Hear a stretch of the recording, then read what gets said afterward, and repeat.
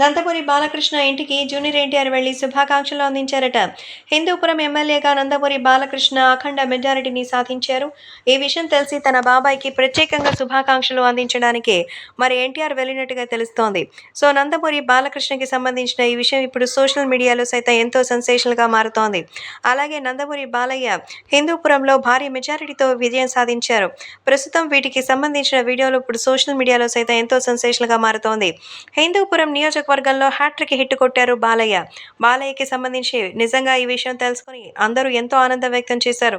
Opposite పార్టీలో ఒక లేడీని నిలబెట్టి కావాలనే బాలయ్య పైన ఎన్నో రకాల ఆరోపణలు చేయించారు. మరి మొత్తానికి టీడీపీకి కంచుకోట హిందూపురం.